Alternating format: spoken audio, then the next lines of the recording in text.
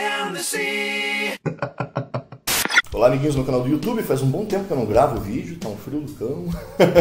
Eu não tenho gravado vídeos há algum tempo porque, por razões que muitos de vocês que me acompanham nas redes sociais já sabem, porque eu tenho tido pouco tempo, tô trabalhando bastante, tô tocando bastante com as bandas, gravando com a Wild Child, não deixa de ser trabalho também, de certa forma, né? E também porque eu ando com o saco meio cheio aí de como anda a internet, de um modo geral, não tenho tido muita criatividade para pensar em assuntos, para falar com vocês aqui, né? Mas... sei, tá um binarismo cada vez maior, para variar. Mas o fato é que essa atual bagunça, maior ainda, que está acontecendo na política brasileira, me fez pensar sobre esse assunto e eu resolvi fazer um vídeo sobre isso, falando sobre a minha relação com a política, o que eu penso acerca disso e contando a minha história de vida. Eu convido vocês, na verdade, a fazer esse tipo de reflexão. É uma reflexão sobre como que a política existe na minha vida, como que ela surgiu, de onde que veio, o que eu vivi em termos políticos ao longo da minha vida que me fez pensar como eu penso hoje, entende? E eu achei que era bacana fazer um vídeo compartilhando isso com vocês. Vale lembrar que isso aqui não é um vídeo feito para defender essa ou aquela ideologia, para falar disso ou daquilo outro de forma extremada, de forma a defender bandeiras. Eu não sou disso, nunca fui, a maioria das pessoas sabe disso. Então esse é um vídeo basicamente sobre um cara de quase 40 anos de idade e a sua percepção acerca da política ao longo de todos esses anos acompanhando, ou desde que eu comecei a entender o que é política. Portanto, caso interesse vocês, depois que terminar de ver o vídeo, faça essa mesma reflexão. Acho que você vai entender o que eu quero dizer ao longo do vídeo, beleza? Provavelmente vai ser um vídeo um pouco longo, mas paciência, foda-se. Eu já fazia vídeo longo antes do Pirula, voltei a fazer agora. Caguei. Bom, atualmente falar sobre política, sobre as suas opiniões acerca da política, essa coisa das suas prerrogativas, dos seus engajamentos, parece que virou até um fetiche, né? Tipo, o tempo todo as pessoas estão falando sobre isso, muitas vezes até sem conhecimento de causa, sem saber exatamente o que pensam acerca, né? Simplesmente vão meio com a boiada. E é com certeza uma das épocas em que mais tem se falado sobre política, mais se tem vivenciado isso no seu dia a dia. Todas as pessoas estão sentindo isso na pele o tempo todo. Eu lembro bem do meu primeiro contato consciente com a política, ou pelo menos o meu primeiro contato com algo, quando eu vi, assim, eu pensei, cara, isso tem algum sentido, tem algum motivo na minha vida, né? Eu era muito novo, eu lembro de uma riqueza de detalhes muito grande, mas eu era muito criança, eu tinha 5 anos de idade, quando eu me toquei do que era política, ou quando eu me toquei da influência que a política tinha na vida de uma pessoa calma, não me tornei politizado aos 5 anos de idade, mas foi quando eu vi um reflexo de algo político dentro da minha casa pela primeira vez. Eu estava no meu quarto, era o mês de abril, era muito próximo do meu aniversário, eu lembro bem que era abril, porque era próximo do meu aniversário, toda criança pira com aniversário, né? Então eu lembro que estava bem perto do meu aniversário, eu já estava super ansioso, querendo saber o que eu ia ganhar de aniversário, não sei o quê. E eu estava deitado na minha cama, no meu quarto, a TV estava ligada bem alta, por algum motivo importante, né? Minha mãe queria ouvir as notícias e minha mãe estava junto comigo, me contando uma história para dormir, alguma coisa assim, lendo um livro e tal. E foi então que houve um plantão da Globo, né? Minha mãe parou para ouvir e eles anunciaram o falecimento do então presidente recém-eleito e que estava sendo impostado para tomar posse, algo assim, Tancredo Neves. Foi quando Tancredo Neves faleceu. E eu vi que minha mãe ficou com uma cara de bunda assim, meio que deu uma chorada, caíram umas lágrimas e tal. E na minha cabecinha de criança eu fiquei pensando, caraca, velho, o que um desses caras aí de terno que fica dando tchau para as pessoas na TV tem de tão importante, tão relevante? Por que esse cara é tão relevante a ponto de fazer com que a minha mãe se sinta atingida por ele, que minha mãe chore por causa disso, sabe?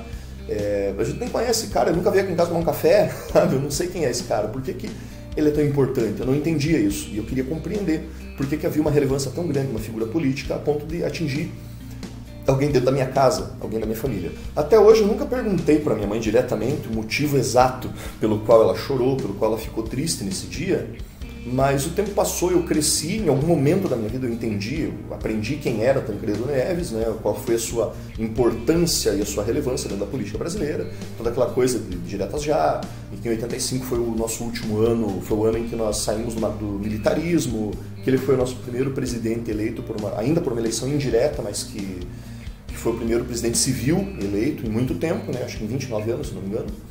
E tal, etc, né? E daí eu pude compreender um pouco melhor o que tinha chateado a minha mãe, né? Que era uma coisa que tinha talvez muito mais a ver com frustração, com uma certa raiva, do que tristeza necessariamente. Daí pra frente eu lembro de forma um pouco confusa da influência da política na minha vida, então me perdoem se eu errar alguma data, errar algum nome, alguma coisa assim, mas é que eu tô tentando puxar pela minha memória a minha relação desde a infância, mais tenra infância, com essa coisa de política na minha vida. Eu lembro da primeira eleição direta do ano 1989, que foi quando o Collor foi eleito, vencendo o Lula por uma margem bem pequena na época, né? Então eu lembro muito bem do quanto esses jingles de campanha invadiam a TV na campanha política.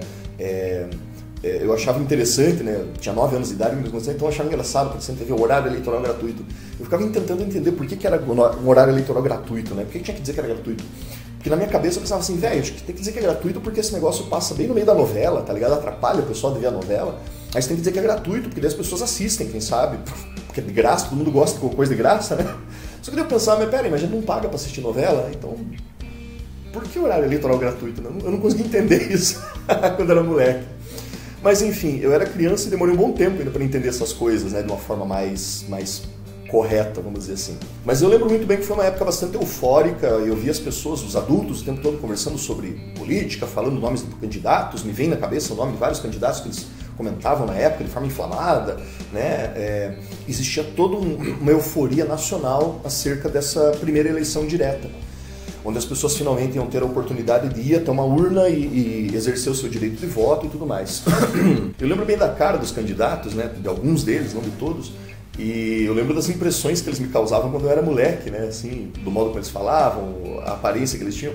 Por exemplo, eu lembro do Brizola, que eu achava que ele tinha uma cara de maníaco, né, aquele velho, bem doido, falando de um jeito estranho, com sotaque esquisito pra cacete, né, apesar que na minha percepção infantil todo político falava de um jeito engraçado. Né, tinha um vovozinho, que era o Ulisses Guimarães, no caso, que eu ficava olhando ele frágilzinho, você pensava, cara, esse velho não vai durar, esse velho não vai chegar nem a terminar a eleição, que eu acho que vai morrer que nem o Tancredo, vai morrer na praia, assim. E, na verdade, durou bastante tempo ainda depois disso, e nem morreu de velho, né, morreu na queda de helicóptero, bastante escusa, diga-se de passagem, mas enfim, isso seria assunto para outro vídeo. Mas eu lembro bem que foi a primeira vez que eu vi o Lula na TV também. E eu tinha um pouco de medo, cara. Eu achava que ele tinha a cara de um personagem de filme de terror, assim, aquela cara, aquela barba comprida. Que eu posso falar de barba hoje em dia, né? Mas aquela barbona, assim, falava grosso, né? Companheiro e tal. E ele tinha um timbre de voz, assim, né? Me assustava um pouco. Eu olhava aquilo, eu pensava que ele era tipo Zé do Caixão, entendeu? E eu achava esquisito o fato das pessoas se referirem a ele pelo apelido, tá ligado? Chamar o cara de Lula. Eu falava, o que é Lula, cara? Será que tem a ver com aquele bichinho do mar que a gente come? Né? Daí depois que eu entendi que o nome dele era Luiz Inácio Lula da Silva, e por que era Lula, não sei o quê, mas na época eu achava esquisito um cara que era político aparecer na TV de camiseta ou de camisa de botão, assim, aquelas camisas de manga curta e tudo mais. Eu achava isso bem estranho, porque pra mim parecia uma falta de decoro, de certa forma. Hoje em dia eu sei que eu imaginava que era falta de decoro, mas na época soava estranho. Eu lembro do Collor, né? O Collor, na minha visão de criança, era um cara que parecia aquele sujeito que aparece em propaganda de creme dental, entendeu? Que parece em novela, né? Tava sempre lá, e as propagandas dele pareciam propaganda de creme dental, propaganda política do cara, parecia propaganda de cigarro do Hollywood que tinha na época, que tinha jet ski, esportes radicais, o cara parecia fazendo Cooper, não sei o que, depois quando ele foi eleito o tempo todo, né? O caçador de marajás, não sei o que, era toda uma pira, o cara era a nova promessa da política, não sei o que, no fim das contas deu no que deu. E eu achava bem cafona, né? O cara meio playboyzinho, com as camisas polo e tudo mais. Imagina, quando eu era criança eu já achava aquilo brega, meu. E é claro que, obviamente, eu lembro das figuras políticas que eu achava engraçadas, tipo o Enéas. O Enéas é mítico na minha infância, porque eu assisti o horário eleitoral só pra ver ele. Eu achava muito engraçado, parecia aquele tiozinho careca, barbudão, falando rápido, né, gritando aquela voz rasgada, assim, e tal, e falando rápido pra caralho, né, berrando, assim, com as pessoas, meu nome é Enéas e tal. E eu achava muito engraçado, eu cascava o bico da risada, né, criança, né, eleitoral, pra mim era uma diversão nesse sentido. E só depois, muitos anos depois, que eu fui entender que ele tinha essa coisa do horário dele ser rápido, ele falava rápido pra causar impacto, pra que as pessoas prestassem atenção nele, ele tinha pouco espaço dentro da campanha política, né, do horário eleitoral gratuito, ele tinha pouquinho espaço, não tinha grana de campanha para poder aumentar o horário dele. Então eu passei a compreender isso muito mais tarde, mas na época eu achava divertido. Tinha um tal de Marronzinho, na época, eu vou esse cara, esse era Marronzinho. Eu lembro bem que era um cara moreninho, assim, com a camiseta, gordinho, assim, e tal, também tinha um horário bem curto. E também achava estranho o cara ser chamado pelo apelido na TV, enfim. Porque na minha cabeça, assim, eu tinha certeza que quando você era eleito a algum cargo, eles davam tipo um terno. O político tinha que usar terno, que era tipo um uniforme. Então eles davam um terno pra você vestir, por quê? Porque isso é um uniforme de político. Eu não via nem como uma coisa de status, sabe? Eu pensava, vai ver que é tipo que nem meu pai. Meu pai trabalhava numa fábrica na época, ele ganhava um macacão, ele usava EPI, né? Equipamento de proteção individual, tipo capacete, óculos, né? Protetor auricular e tal. E eu olhava pra ele e pensava, acho que é a mesma coisa que o político, né? Quando o cara vira político, ele tem que usar um uniforme. Enfim, percepções de uma criança acerca do que ele enxergava na TV da política, né? Então a política para mim, quando eu era criança, ela se resumia o seguinte, né? Que eram caras de terno ou não, como pude perceber, que falavam pelos cotovelos na TV tentando te convencer a votar neles para assumir um cargo de liderança, onde eles iam tentar melhorar o país. Olha que fofo, né? Uma maravilha ser inocente. Mas o tempo passou, e quando eu tinha uns 12 anos de idade, eu vi o nosso primeiro impeachment acontecendo. Para mim é uma palavra que soava muito estranha na época, eu via na TV e tal. Eu pensava, o que uma palavra estrangeira está fazendo no nosso vocabulário para definir uma questão política nacional, né? Mas eu já era um pré-adolescente nessa época, tinha 12 anos e pouco, então, assim, eu já tinha infernizado a vida dos meus pais com um monte de perguntas, inclusive sobre o horário eleitoral gratuito, porque tinha esse nome, e várias outras perguntas no colégio e tudo mais. Vale lembrar que nessa época eu ainda cheguei a pegar o período que a gente tinha uma matéria no colégio chamada OSPB, que nada mais era do que uma revisão, uma atualização daquilo que era chamado de educação moral e cívica, antigamente. OSPB quer dizer Organização Social e Política no Brasil, que, como o nome explica, ensinava isso pra gente na escola, ensinava sobre como funcionava a nossa organização em termos de sociedade, em termos de política. Então qualquer moleque de 12, 13 anos de idade, 11 anos de idade, sabia o que era uma eleição, como é que ela funcionava. Nós sabíamos o que eram os 3 poderes e para que servia cada um desses 3 poderes. Sabíamos o que eram os cargos eletivos que a gente tinha, os não eletivos, né? A gente aprendia tudo isso na escola. Então a gente saía da escola tendo uma boa noção do que é política. Isso não tem nada a ver com doutrinação. Na verdade, eu nunca me senti doutrinado naquela época. Eu achava até bem interessante, porque existia um fator de neutralidade até, de você querer explicar para as crianças o que era e não o que você tinha que fazer. Então, eu ia muito bem nessa matéria, por sinal, não valia nota, né? Tinha prova, então eu tinha que saber todas as paradas. E eu achava isso interessava, eu achava interessante entender quem governava o Brasil, por que governava, como é que era feito esse governo e tudo mais. Também nessa época, vale lembrar que a gente ainda tinha em algumas escolas estudos sociais, agora não lembro quando foi extinto. Eu sei que o SPB foi extinto um ano depois dessa época, foi em 93, que ele saiu da grade curricular das escolas, né, deixou de existir o SPB. E estudos sociais eu não lembro quando que deixou de existir, mas a gente tinha também preparava a gente para esse tipo de pensamento e tudo mais, enfim.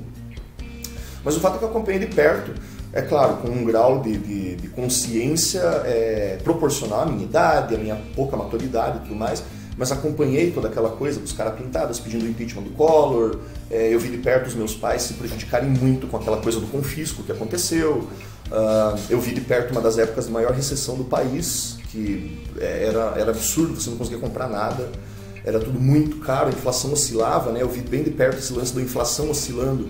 Você tinha um preço de manhã, outro preço de tarde, cara, era bizarríssimo, assim. Então, eu vi também toda aquela coisa do PC Farias, né, o Paulo César Farias, que era o tesoureiro da campanha do Collor, que foi assassinado e ninguém até hoje sabe explicar, inclusive a morte do cara. Eu vi quando o Collor saiu, né, perdeu o cargo da presidência e entrou o Itamar Franco no lugar, enfim, uma série de coisas. Então me desculpem se sou um pouco tedioso, tudo isso que eu tô falando até aqui, mas eu tô tentando puxar pela memória as minhas lembranças desde moleque até hoje sobre a política, né, e como que ela se tornou o que ela é para mim hoje. Bom, enfim, a minha adolescência veio, com ela veio uma rejeição à política, ou mais especificamente aos políticos, né. Acho que é tipo da adolescência daquela época, era você ficar puto com a política e falar vai todo mundo pro caralho. Mas também foi uma coisa que não durou muito tempo, porque eu não sou uma pessoa conformista, nunca consegui ser. Muita gente acha que eu sou conformista, que eu sou isentão, não sei o que, adoram falar isso. Mas o fato é que eu nunca fui, e o fato de eu buscar pensar acerca das coisas e não ficar assumindo aí prerrogativas e posições muito duras e muito radicais não faz com que eu seja uma pessoa conformista, bem pelo contrário, na verdade eu me questiono e questiono a política o tempo todo, hoje em dia mais do que nunca.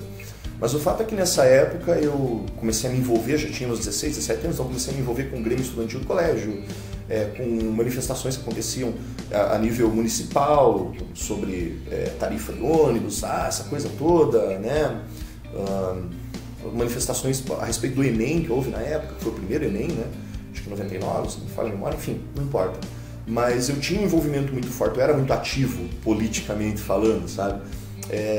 Mas ao mesmo tempo eu também tinha um pensamento bastante anarquista até certo ponto, porque eu convivia muito de perto com a comunidade punk, né? Andava com os punk e tudo mais. Tinha uma visão onde eu pensava que a gente tinha que ser mais reativo, que era preciso que a gente fosse mais ativo com as coisas, né? Era mais violento, mais agressivo. Eu achava que a gente tinha que meter o louco na cara da sociedade. E isso foi entre 96, 95 até 99, 2000 mais ou menos. E é claro que eu fui afetado nesse período pelo início do Plano Real, onde houve a tal da URV, quem é daquela época lembra, que era a Unidade Real de Valor, era um indexador que era usado para nivelar a nossa moeda na época, né? Antes de entrar o Plano Real propriamente dito, houveram muitas mudanças de moeda nesse meio tempo, né? Teve cruzeiro, cruzado novo, cruzeiro novo, até chegar no real, né? Que é o que a gente usa até hoje, a moeda que a gente usa até hoje.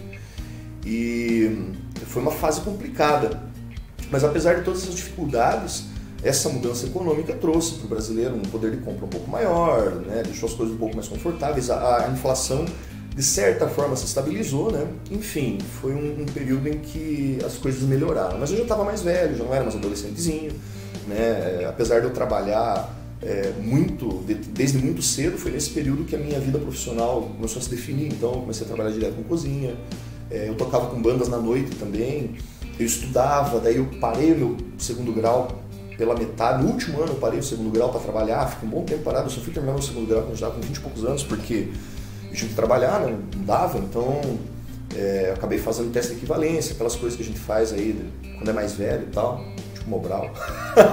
E acho que foi nesse período que eu me tornei bem menos radical no que diz respeito a prerrogativas políticas e principalmente de lá para cá pouco mudou nesse sentido, mas principalmente acho que eu me tornei um pouco mais consciente, eu parei de ser aquele moleque que era tão reaça com um monte de coisas, né? E ao mesmo tempo passei a aceitar muitas coisas até daquilo que eu considerava oposição. E é claro que houveram vários outros fatos muito importantes na nossa política brasileira, de lá para cá, né? Eu vi na economia, no cenário político, eu vi várias eleições, eu vi várias figuras políticas do passado voltando, outras novas surgindo, enfim. E o fato é que eu acabei, pelo fato de eu trabalhar muito, viajar muito a trabalho, morar fora de Curitiba, morar em outros estados por curtos períodos por causa do trampo, desde 2004 mais ou menos é que eu não consigo votar, porque eu sempre estou em trânsito, então eu tinha que justificar meu voto, eu estava sempre viajando, sempre fazendo alguma coisa, então eu acabava me quebrando as pernas. Acho que a última vez que eu votei, não, eu votei acho que na eleição anterior eu cheguei a votar, eu cheguei a comparecer no meu colégio eleitoral, mas várias vezes eu tive que justificar meu voto, então a minha cabeça estava tão focada no trabalho que eu acabava não tendo tempo de pensar muito em política. Só que com o passar do tempo eu fui procurando me inteirar mais, principalmente com a internet e tal, me inteirar mais sobre política no meu canto, na surdina. Eu quero dizer que eu fui me informando, buscando informação, porém no meu canto, sem falar com as pessoas sobre isso. Quando eu comecei a fazer meus vídeos na internet, eu me propus, fiz uma promessa a mim mesmo que eu não falaria sobre política, ao menos não defendendo bandeiras ou tomando posições extremistas acerca de nada, porque eu cheguei à conclusão de que isso não ajuda em nada, praticamente, na verdade, entendeu? E de onde que vem isso? Vem dos meus anos, mais de uma década, né? Acompanhando a política no meu canto, conversando com pessoas das mais diversas ideologias políticas, mais diversos direcionamentos, pensamentos, buscando conhecer todos os lados que me fossem possíveis, procurando até mesmo alternativas ideológicas e de pensamento ao longo desses anos, né? E no fim das contas foi com muita tristeza que eu percebi uma coisa, que eu nunca consegui encontrar um caminho político, uma ideologia que conseguisse me representar de forma mais ampla, nunca. Não é ser isentão, é ser sacudão mesmo, tá ligado? Saco cheio. É chegar a um ponto de não tomar partido de nada por um resultado da total descrença, não nos sistemas ideológicos, não nos sistemas políticos ou algo do gênero, mas nas pessoas que fazem parte desse sistema. Muitos de vocês vão talvez tentar me definir politicamente como isso, como aquilo, do jeito que vivem fazendo. Há quem veja um vídeo meu e me julgue, sei lá, esquerdista. Daí tem um que vê outro vídeo e acha que eu sou moderado ou que eu sou libertário. Tem gente que pega uma frase ou outra, alguma coisa, ou algum vídeo meu e pensa que eu sou conservador até certo ponto. E a grande verdade é que eu sou um pouco de cada coisa, porque eu tento buscar aquilo que me parece mais adequado, mais coerente e melhor dentro de cada tipo de pensamento, né? Dentro de cada grupo ideológico ou linha ideológica, assim como eu me permito mudar também na minha forma de pensar. Tem muitos que veem meus vídeos, leem os meus textos, conversam comigo, que ficam putos, sabe? Eles querem que eu me defina, querem que eu assuma uma posição, que eu defenda alguma coisa, querem que eu tome partido de alguma coisa integralmente. E vocês acham que eu me sinto realmente feliz e confortável em não confiar em nada? Sério, vocês acham que o fato de eu não ter um pingo de vontade de defender qualquer coisa que seja uma coisa que eu gosto, que me agrada, é uma merda você não encontrar uma porra de movimento, partido político, figura política, ideologia que seja, que consiga me tocar de alguma forma nesse sentido. E aí, vocês acham que me tornar isentão, como as pessoas gostam de falar, muitas vezes de forma até pejorativa, como se fosse algo pejorativo, É uma coisa que eu escolhi, do mesmo jeito que você escolhe uma roupa no cabide. Foram literalmente anos buscando alguma coisa no que acreditar sem nunca encontrar. Simples assim. Foram literalmente anos vivendo um monte de coisa, sentindo na pele a consequência de várias paradas que nem fui eu que escolhi, sabe? Para chegar à triste, óbvia e rasa conclusão de que não é o sistema, não são os sistemas, mas as pessoas. Eu juro que eu já quis me definir um monte de coisas em termos políticos. Eu já quis fazer parte de um clubinho, sabe? Eu já quis encontrar um grupo de pessoas alinhadas com a forma de pensar que me parece a mais plausível, a mais correta, a mais lógica de agir, de pensar. Mas no final das contas a política acaba sendo para mim que nem religião, uma coisa inconclusiva. A política é um assunto, é um tópico que eu acho pessoalmente absurdamente tedioso, desagradável, desgastante, cansativo e desinteressante, mas é necessário. É aquele remédio ruim que a gente toma para prevenir uma azia, né, quando você vai no churrascão. É aquela ida pra academia, né, que tem muita gente que não gosta da academia, aquela ida na academia que você vai só pra não ficar sedentário, tá ligado? Porque vai te fazer bem pra saúde, porque vai